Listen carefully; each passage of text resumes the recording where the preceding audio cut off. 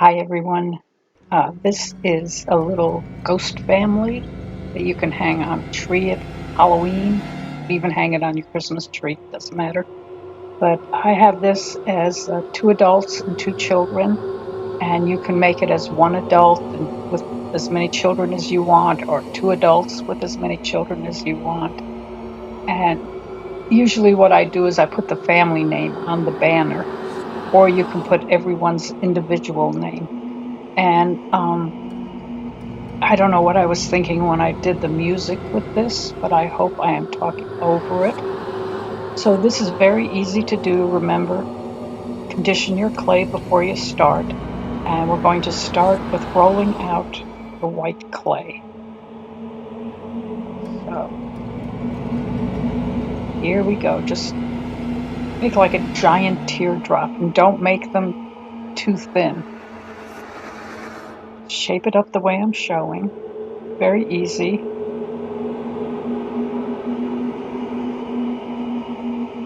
Gosh, I hope you don't hear too much of that darn music. And you can do different expressions on their faces if you want to. You don't have to follow this exactly. And if you don't want to do the boo, you don't have to. Change it up a little bit to the way that you want it to be. So,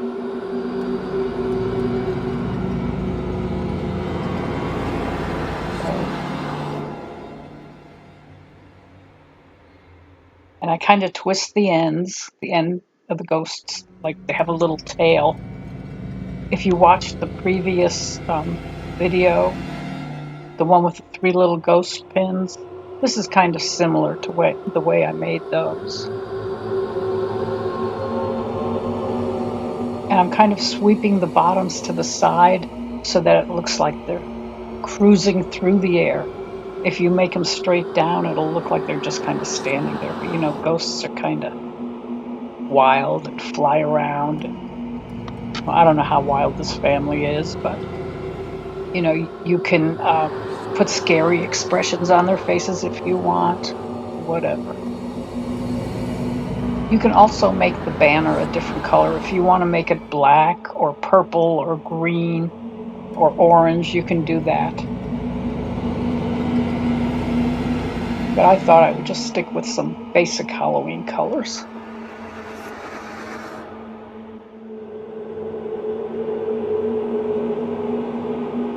Another thing I would do if you make more than four, I would make a square base of white, like I've done on some of the family ornaments and some of the other ornaments. Just make a flat base that you put your ghosts on so they have a backing.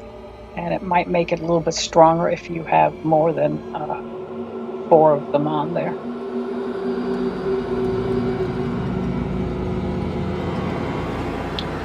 I hope you're watching. I'm not really telling you what to do here, but because I think it's pretty self-explanatory. I just wanted to talk over some of this creepy music.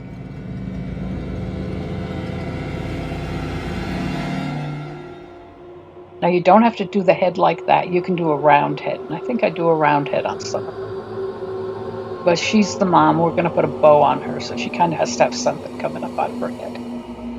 I wanted to mention something about the paper clips that I use as my hangers on the Christmas ornaments.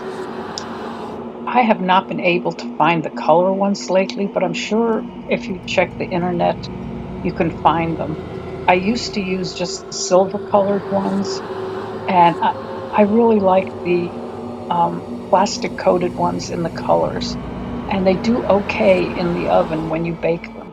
I just think it adds a nice little touch when the hanger is the same color as the ornament.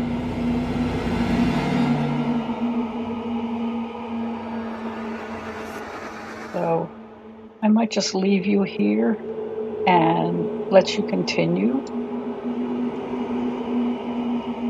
Now, I also wanted to say something else about when I personalize these at the shows.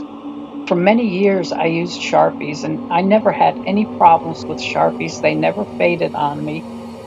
But I noticed in like the last 2 years of doing the shows, I don't know if they changed anything in the Sharpies or what, but they do kind of fade out. and soak into the clay. Make sure you bake according to your instructions, the full amount, but I would not use a Sharpie. I think I have a video in here somewhere that tells you what kind of pen to use. The only thing is with the Sharpies, I used to sell hundreds and hundreds of ornaments at the shows, and the Sharpies instantly dry. You can run your finger over it and it won't smudge. Whereas some of the other pens, you kind of have to set them aside and tell people to come back later because you can't pack them up when it's wet. Of course, I don't know how many of you do shows. If you don't do shows, you can just paint the names on or use the pens and just let it dry. But I'm kind of geared towards selling these at craft shows because that's what I did for more than 40 years. This is how I made my living. I sold Christmas ornaments at the craft shows. So I had to be fast with my personalization. And let me tell you, when you're busy, that hurts your hands. I now have arthritis, and I really think it's from making ornaments and doing all that personalizing. I used to have people come at the shows, the other crafters would come and say, "Let me see your hands."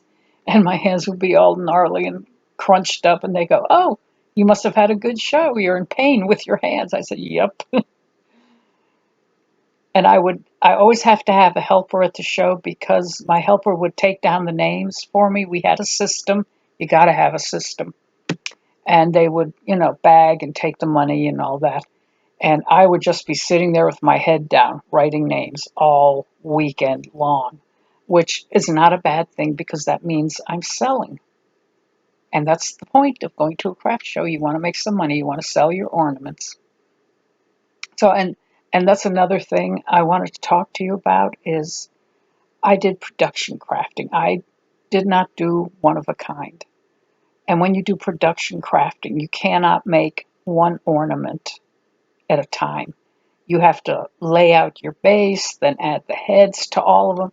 I did like 20 ornaments at a time, like do the body, do 20 bodies, then add all the legs, add all the arms, add all the heads, just layer it up. Because if you do one at a time, you will never ever get your money's worth out of it because it will take you too long. And you want to make a profit. That's the name of the game. And it's not just that. I enjoy making my ornaments. I love doing it. I love coming up with the new designs. But I also, I was a single mother. I had to put food on the table, pay the mortgage. So there we go. And of course now selling online, I'm not big on selling my ornaments online. That was just really nothing I really wanted to do.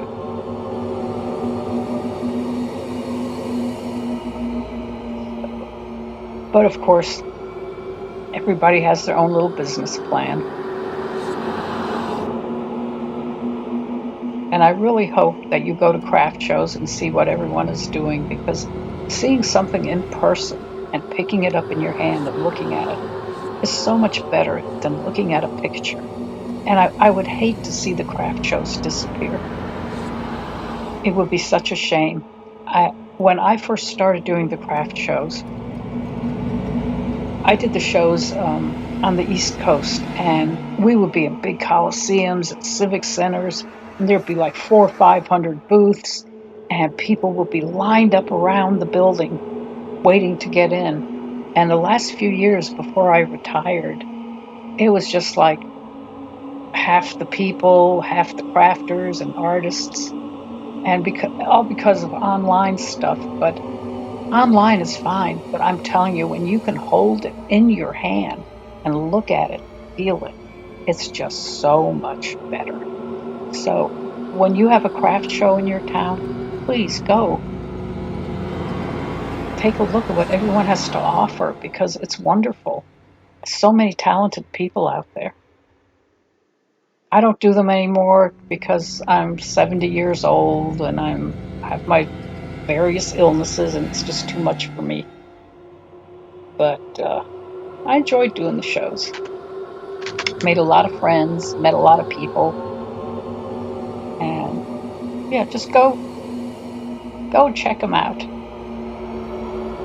And I am talking and not telling you what to do, but like I said, you can see what you need to do. This is so easy.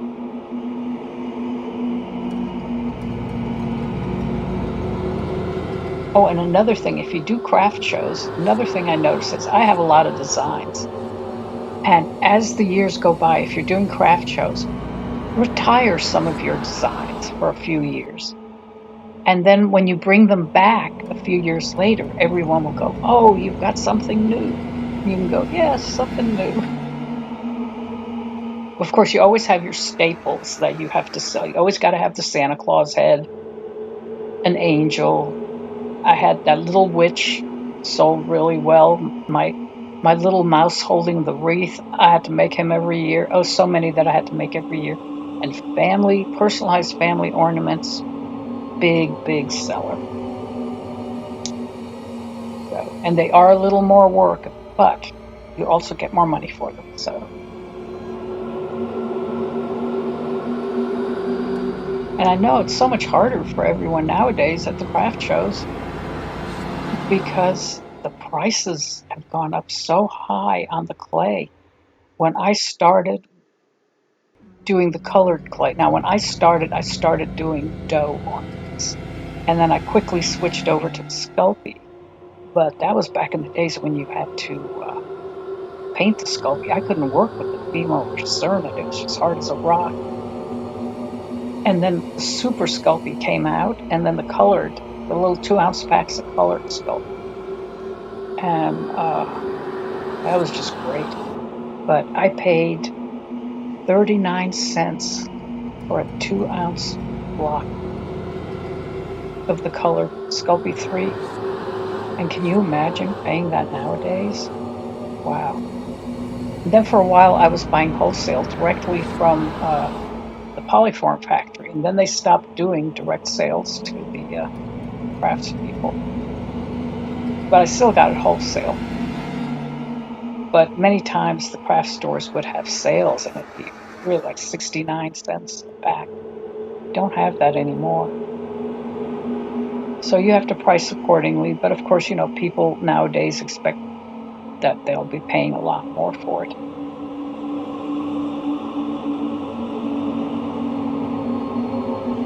And always make a quality product. So, okay, well, I'll let you listen to the rest of the creepy music.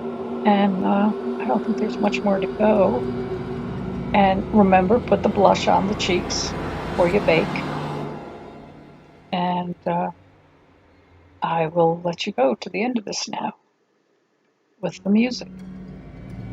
I hope I don't get a strike on YouTube because I don't remember where I got this music. But guess we'll find out. Okay, everybody.